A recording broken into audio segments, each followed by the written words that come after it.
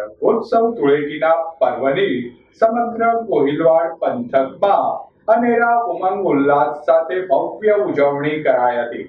આસુરી શક્તિ પર દૈવી શક્તિના વિજયના પ્રતીક સમાન હોળીના પર્વની પરંપરાગત રીતે ઉજવણી કર્યા બાદ રંગોત્સવ ધૂળેટીના પર્વની આબાલવૃદ્ધ સૌ કોઈ દ્વારા અનેરા ઉમંગ ઉલ્લાસ સાથે ઉજવણી કરાઈ હતી।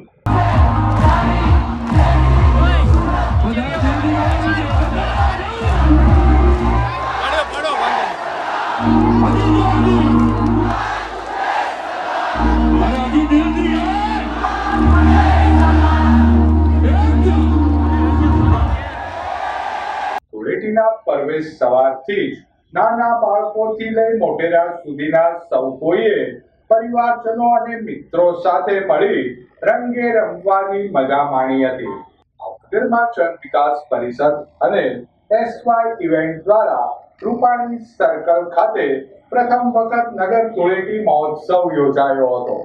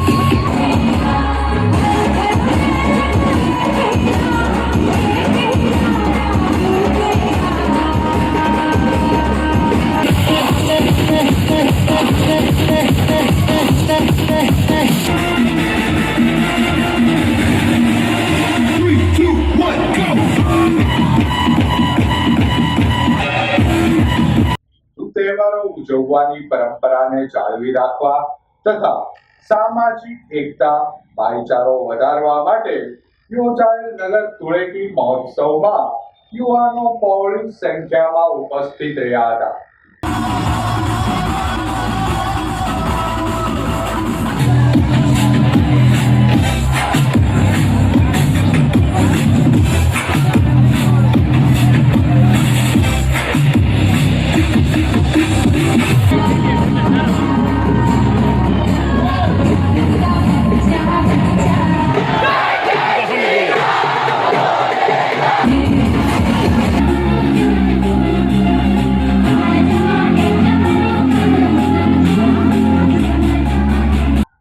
ઉત્સવ ધૂળેટીના પર્વની આગેવાનો દ્વારા સૌ નગરજનોને શુભેચ્છા અપાઈ હતી।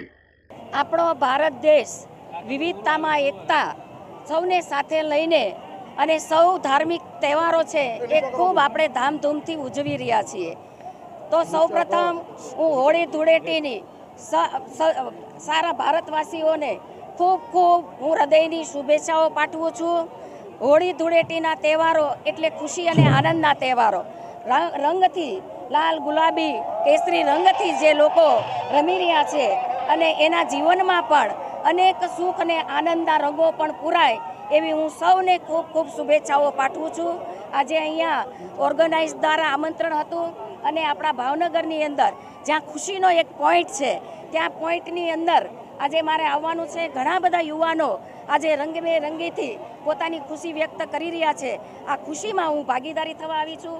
સૌ યુવાનોને મળવા આવી છું અને સૌ યુવાનો એક આપણી ભાવિ પેઢી છે। આપણો દેશ એકમાત્ર એવો દેશ છે જે યુવાનોનો દેશ છે।